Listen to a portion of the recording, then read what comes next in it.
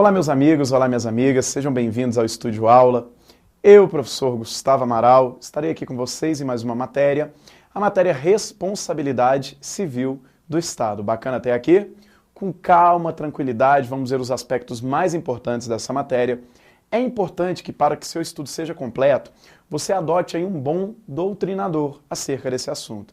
Existem ótimos doutrinadores sobre essa matéria. O professor José de Santos Carvalho Filho, o professor Marcelo Alexandrini, e eu vou indicar um colega nosso aqui também, que o livro dele está muito bacana sobre isso. O professor Gustavo Scatolino, também é uma obra muito boa acerca de responsabilidade civil. Bacana até aqui, pessoal. Vamos começar então, responsabilidade civil. Fizemos uma coisa bem bacana aqui para vocês. Eu coloquei o conceito e está escrito aqui no nosso material. Vamos ler e vamos interpretar. Bacana até aqui. O tópico número 1 do seu caderno, número 1, você vai colocar lá, conceito. Escreve aí pra gente, conceito. A primeira coisa que você tem que entender é a seguinte. O Estado responde civilmente pelos atos, pelos danos que ele pratica a terceiros? Sim, professor. Por quê? Meus amigos e amigas, partam da seguinte premissa. Nós, particulares na nossa vida, no nosso cotidiano, se causarmos prejuízo a outrem em virtude de uma ação ou omissão, nós iremos reparar essa outra pessoa? Sim, porque o Código Civil estabelece essa reparação. Eu vou dar um segundo exemplo. Meus amigos e amigas, o indivíduo que causa um ilícito lá na esfera penal, ele vai ser responsável por esse ilícito na esfera penal? Será responsável pelo ilícito na esfera penal. Então por que o Estado não seria? O que você tem que partir? Olha a noção que você tem que partir. O Estado presta atividades que atendem aos interesses coletivos. O Estado presta atividades em prol da coletividade. Meus amigos, o Estado realiza essa conduta ou essas condutas para buscar o interesse da coletividade. Todavia, observe, quando o Estado presta essas condutas e causa um dano a um particular, esse particular não pode responder sozinho pelo dano. Porque pense na lógica. Quando o Estado presta uma atividade para atender ao interesse coletivo, ele atende a todo o interesse coletivo. Todo mundo vai ser, ora direto, ora indiretamente beneficiado pela atividade. Beleza? Pensa, a coletividade é beneficiada.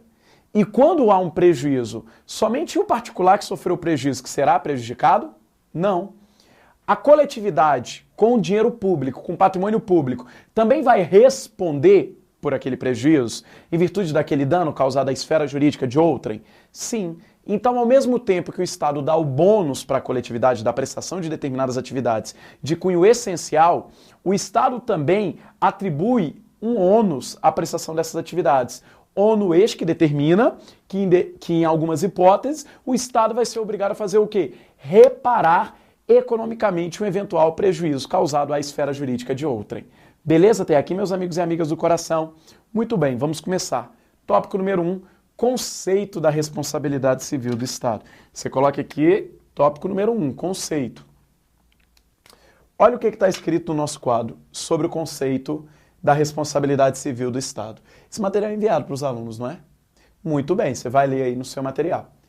Representa a obrigação que incumbe ao Estado de reparar economicamente os danos lesivos à esfera juridicamente garantida de outrem e que lhe são imputáveis em decorrência de comportamentos unilaterais, lícitos ou ilícitos, omissivos ou comissivos, materiais ou jurídicos. Então olha o que você tem que entender, meu amigo, na hora do teu concurso. Comportamentos unilaterais do Estado, na figura de seus agentes, responsabilizam o Estado. Ora um comportamento lícito, segundo o direito, ora um comportamento ilícito, contrário à norma jurídica. Ora de maneira comissiva pela ação, ora de maneira omissiva pela inação do agente. Então o que você tem que entender? Em alguns momentos o Estado será responsabilizado civilmente. E ele terá a obrigação de fazer o quê? Reparar esse dano causado à esfera jurídica de outrem. Beleza até aqui, pessoal? Tranquilo e calmo? Muito bom. Primeira observação no seu material. Responsabilidade extracontratual. Obs 1, você vai escrever aí, responsabilidade extracontratual. Professor, por quê? Entendam comigo, meus amigos e amigas, a responsabilidade que incumbe ao poder público, ela é extracontratual porque você não firmou qualquer contrato com o Estado. Ela independe da existência de um contrato para que ela exista. Ela independe da realização de um contrato para a sua existência. Então eu quero que você coloque assim no seu caderno. A responsabilidade civil do Estado independe da realização de contrato para a sua existência. A responsabilidade civil do Estado independe da realização de um contrato para a sua existência. Pensa comigo. Ninguém aqui firmou contrato com o poder público falando que se ele causasse um prejuízo, você seria o quê, meu amigo?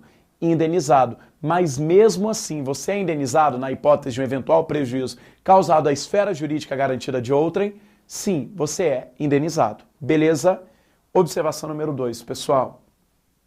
Dano de natureza moral ou material. Óbvio número 2, dano de natureza moral ou material. Acompanha. O dano indenizável, ele pode ser ora de natureza material, no qual você vê um dano à matéria. Por exemplo, bateram no meu carro. Um agente do poder público bateu no meu carro. É um dano de natureza material. Beleza até aqui, pessoal? Mas esse dano também pode ser de natureza moral. Ele atacou a minha moral, ele desceu do carro, começou a proferir determinados palavrões, ele começou a atacar a minha índole. Bacana até aqui, pessoal? Ele me causou um dano de natureza moral. Então, para a tua prova, eu quero que você lembre, não só o dano material é indenizável, como também o dano moral. Dica importante, que está lá na obra do professor José dos Santos Carvalho Filho. O STJ reconhece até o dano estético.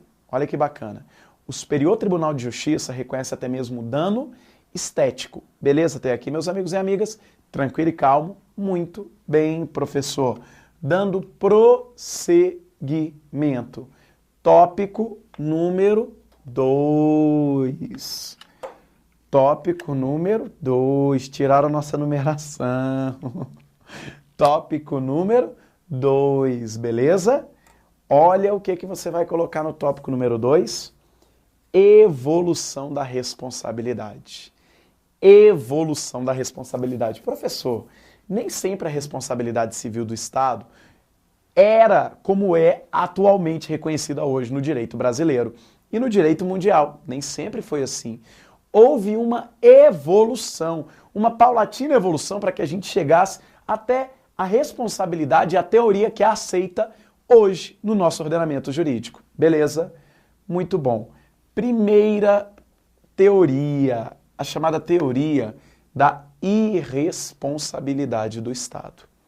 Olha a teoria, pessoal. Irresponsabilidade do Estado. Acompanha comigo o que está escrito no seu material. É aquela que defende não ser o Estado responsável por qualquer dano causado aos particulares cidadãos. Meus amigos, há algum tempo atrás, quando vigorava a época do absolutismo. Professor, o que é absolutismo? Lembra que tu estudou lá na história? Existia o Estado absoluto, no qual a figura do rei, do monarca, era tida como uma figura divina dentre a coletividade, dentre os indivíduos da coletividade. O rei era detentor de um poder responsável por controlar os demais poderes do Estado. Ele ditava as diretrizes estatais e ele exercia sua política de maneira soberana, bacana até aqui, e de maneira independente. Chegou-se até um absurdo de se falar a seguinte frase que ficou bem conhecida dentro da doutrina: o Estado sou eu. Bacana até aqui? Parta da seguinte premissa: se o rei era considerado uma figura divina dentro da coletividade e ele era a figura do próprio Estado, logo, o Estado não pode errar, porque o rei não erra, beleza? Aquilo que o rei faz é feito porque Deus assim quis. Porque Deus quis que o rei fosse o quê, pessoal? O governante. O rei não erra. Logo, o Estado não poderia errar, porque a figura do rei se confunde com a figura do Estado, meus amigos e amigas. Então não há que se falar em regra em responsabilização do Estado por eventuais danos causados à esfera jurídica de outrem. Cuidado! Existem alguns autores que defendem que na própria França existia responsabilidade para casos específicos, mas a regra é que tu tem que entender assim, ó, vigorava a irresponsabilidade do Estado. Lembra daquele filme Coração Valente? Lembra de Coração Valente que você vai lembrar da responsabilidade do Estado. Um dos agentes do Estado tenta estuprar uma moça e o namorado daquela moça, Mel Gibson, que se pegava com ela, não é, nas escondidas, lembra lá, ele ataca um dos agentes do Estado, fazendo com que a moça seja condenada à pena de morte. Observe, o Estado não pode errar, meu amigo. O Estado não tem como lhe causar um dano, um prejuízo. Agora, você, se ferir o Estado, vai ser responsabilizado.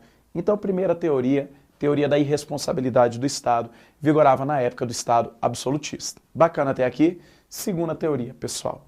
Responsabilidade subjetiva. Culpa civilista e culpa administrativa. São duas teorias. A primeira coisa que você tem que entender é que elas eram baseadas na chamada responsabilidade subjetiva. O que é isso? Daqui a pouco eu vou te falar. Que a responsabilidade objetiva é aquela que depende para sua caracterização da demonstração do dolo ou da culpa por parte do Estado. Beleza até aqui? O que eu quero que você entenda?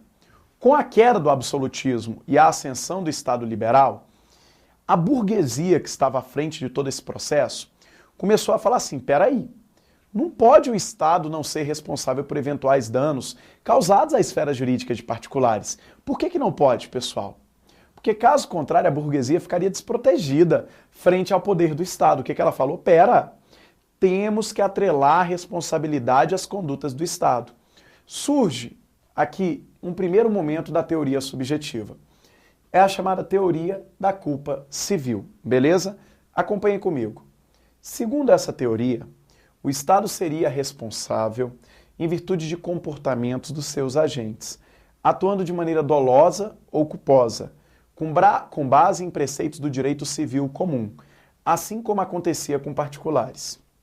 Somente existia a obrigação de indenizar quando os agentes tivessem agido com culpa ou com dolo, cabendo ao particular prejudicado o ônus de demonstrar a existência desses elementos subjetivos. Então, meu amigo, essa primeira teoria falou o seguinte, pera lá, existe sim responsabilidade do Estado. Quando é que existe responsabilidade do Estado?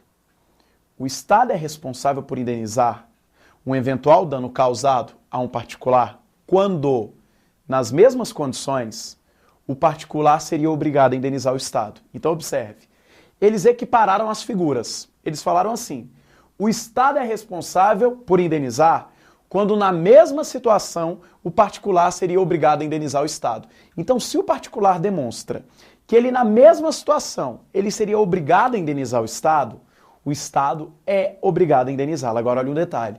É uma teoria do tipo subjetiva. Ela depende para a sua demonstração da comprovação de que é pessoal, de dolo ou de culpa. O que aconteceu? Era muito difícil nesse momento, ao particular, demonstrar que ele também seria obrigado a indenizar o Estado. Por quê? O Estado tinha toda uma estrutura ao seu favor e o particular, de maneira isolada, não conseguia fazer essa demonstração. Ocorreu uma evolução. Segunda teoria, pessoal. Teoria da culpa administrativa. Olha aqui o que eu coloquei. É a chamada falta do serviço. Faltou de serviço em francês ou culpa anônima. Acompanha comigo. A responsabilidade civil do Estado ocorre sempre que o serviço público não seja prestado pelo Estado, quando por lei esteja obrigado a prestá-lo, ou quando o serviço é prestado de maneira defeituosa, serviço que funciona atrasado ou funcionou mal, pessoal. Segundo essa teoria, o lesado não precisa identificar o agente estatal causador do dano, bastando apenas a comprovação da inexistência do serviço, o mau funcionamento do serviço ou o retardamento do serviço. Então presta atenção que ocorreu uma evolução. Primeira coisa, olha o nome dessa teoria, culpa anônima. Sabe por quê? Porque não me importa quem deixou de prestar o serviço. Eu imputo a falta ao Estado. Eu, particular, não quero saber qual foi o agente, eu não quero individualizar o agente. Eu sei que o serviço não foi prestado pelo Estado. Essa teoria evoluiu. Eles falaram assim, meu amigo, o Estado é responsável. Quando devendo prestar uma atividade, ele não presta. ele presta de forma defeituosa ou de maneira tardia. Bacana até aqui, pessoal? Nesses casos, há responsabilidade do Estado. Cuidado com o detalhe. Esta teoria ainda é utilizada em alguns casos pelo ordenamento jurídico brasileiro. Lá na frente eu vou te falar da teoria da culpa anônima de novo. Ela é utilizada nas hipóteses de omissão. Lá na frente eu vou te explicar dela. Eu vou te explicar ela mais um pouquinho. Beleza até aqui? Então olha um detalhe.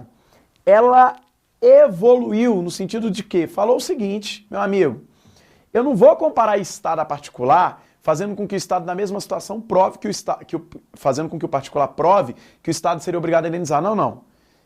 Eu penso o seguinte, se o Estado deveria prestar uma atividade e não prestou, prestou de maneira tardia ou de forma defeituosa, o Estado é responsável, cabendo ao particular o ônus de demonstrar o dolo ou a culpa do Estado. Beleza até aqui, pessoal? E lembre-se, lá na responsabilidade anterior, na primeira, na teoria da culpa civil, aqui o indivíduo deveria demonstrar que o agente atuou com dolo ou com culpa. Olha um detalhe.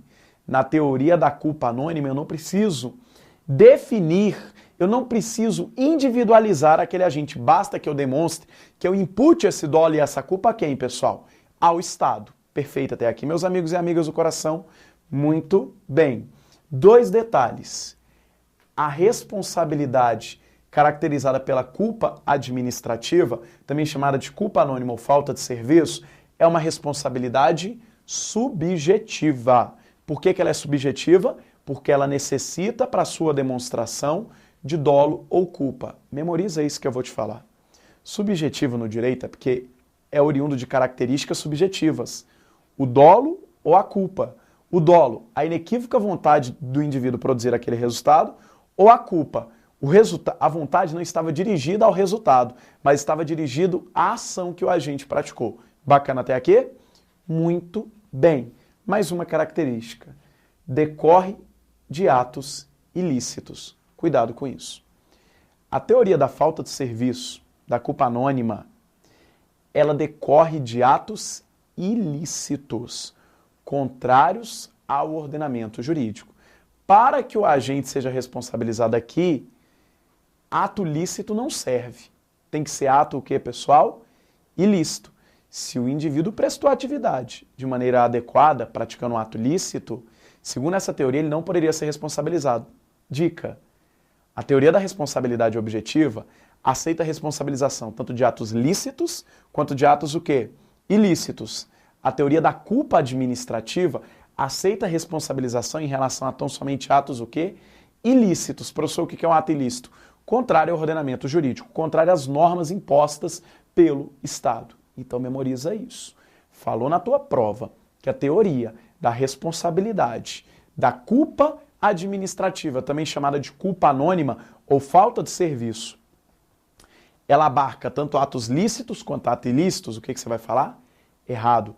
Ela abarca tão somente atos ilícitos. Beleza até aqui, pessoal?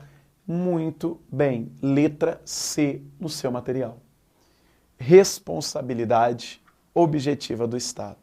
Demos um pulo, pessoal. Demos um pulo. Saímos de uma responsabilidade que era subjetiva, que dependia da demonstração de dolo ou culpa, e fomos para uma outra responsabilidade, chamada de responsabilidade objetiva do Estado. Eu quero que você coloque abaixo dela que essa responsabilidade se baseia na chamada teoria do risco administrativo. Olha o nome.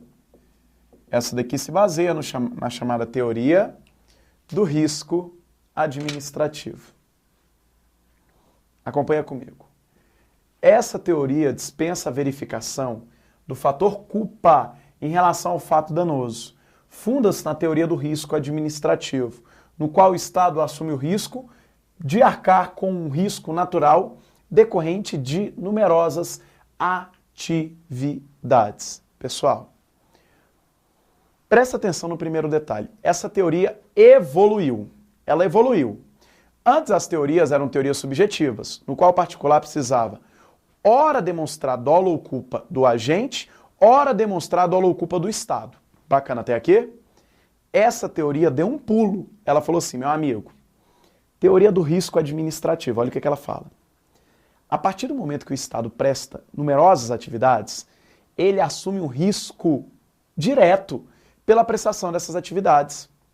Logo, se ele causa um prejuízo, se ele causa um dano na prestação da execução dessas atividades, ele é responsável pelo prejuízo. Ele é responsável pelo dano causado. A esfera juridicamente protegida de outrem. O que é que você precisa entender? Quando o Estado presta essas numerosas atividades, ele se responsabiliza. É um risco natural. Logo, ele será obrigado a indenizar um eventual prejuízo causado à esfera jurídica de outrem. Só que olha um detalhe, aqui não é responsabilidade subjetiva. Aqui a responsabilidade é objetiva.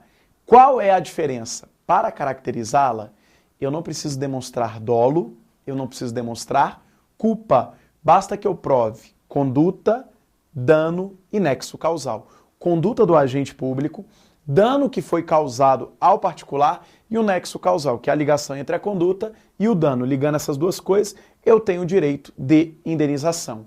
Beleza até aqui? Então acompanha comigo um detalhe. Partimos de um primeiro momento em responsabilidade do Estado.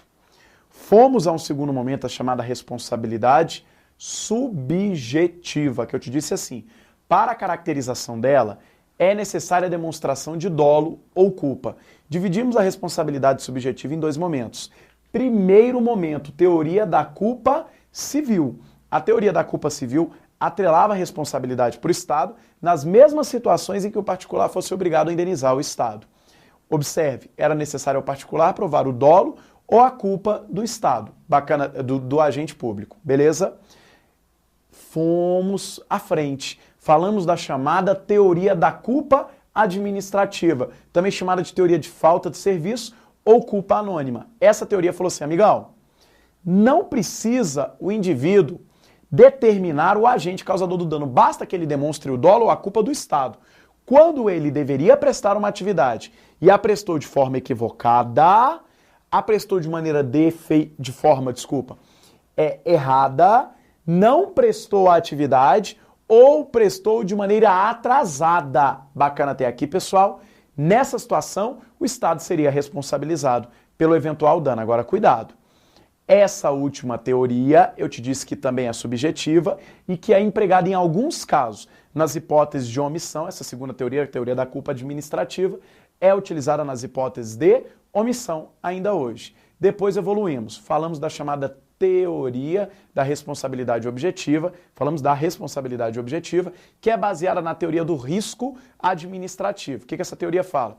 O Estado assume o risco natural por prestar numerosas atividades, sendo responsável por indenizar particulares na prestação dessas atividades quando ele causa um prejuízo, beleza? O que eu quero que você lembre para o concurso? Aqui não é mais responsabilidade subjetiva. Aqui passamos a uma chamada responsabilidade objetiva, que dispensa a demonstração de dolo ou de culpa. Para finalizarmos, alguns autores advogam no sentido de que existe uma outra teoria da responsabilidade objetiva. A chamada teoria do risco integral. Acompanha comigo o que essa teoria fala. Olha lá. De acordo com essa teoria, o Estado deve ser responsabilizado por qualquer dano causado à esfera jurídica de um particular, não se admitindo qualquer hipótese de exclusão da responsabilidade do Estado. Essa teoria aqui coloca o Estado como um anjo da guarda, permanente dos particulares. Sabe por quê? Na teoria do risco administrativo, o Estado era responsável? Era, de maneira objetiva. Só que existiam eventos que poderiam excluir a responsabilidade do Estado. Exemplo, culpa exclusiva da vítima. Outro exemplo, caso fortuito e força maior, poderiam excluir a responsabilidade do Estado. Essa teoria do risco integral, ela não admite eventos que excluam a responsabilidade do Estado. Ela fala assim, meu amigo, qualquer dano causado à esfera jurídica de um particular é de responsabilidade do Estado. Vocês devem concordar comigo que isso daqui é absurdo, né, pessoal?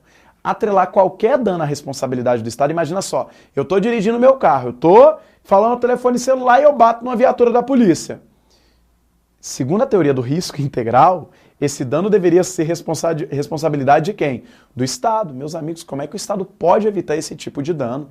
Não tem como, bacana até aqui. Todavia, aqueles que defendem essa teoria a colocam em pontos específicos, e eu quero que você memorize esses pontos.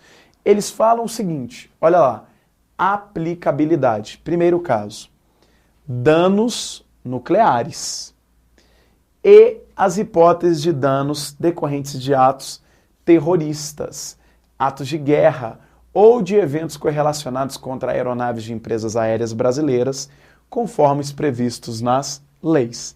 Eles falam que aí existe teoria do risco integral. Como assim, professor? Acompanha comigo. Artigo 21. Compete à União. Inciso 23. Explorar os serviços e instalações nucleares de qualquer natureza e exercer um monopólio estatal sobre pesquisa, a lavra e o enriquecimento e reprocessamento, a industrialização e o comércio de minerais nucleares e seus derivados, atendidos os seguintes princípios e condições. Letra D, a linha D. A responsabilidade civil por danos nucleares independe da existência de culpa. Segundo esses autores, se ocorresse um evento oriundo de uma atividade nuclear que acarretasse dano a particulares, seria responsabilidade exclusiva do Estado. E não poderia ele se valer de uma prerrogativa para excluir sua responsabilidade.